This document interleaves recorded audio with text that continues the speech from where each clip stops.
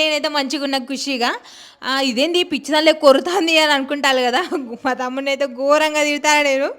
ఎందుకు అంటే అయితే ఒకరోజు మేము పబ్లిక్ గార్డెన్ గల్లీ నుంచెళ్ళి అట్లా ఖాళీకి తిరుగుదాము అని బోర్ కొడుతుందని వచ్చినాం బయటికి.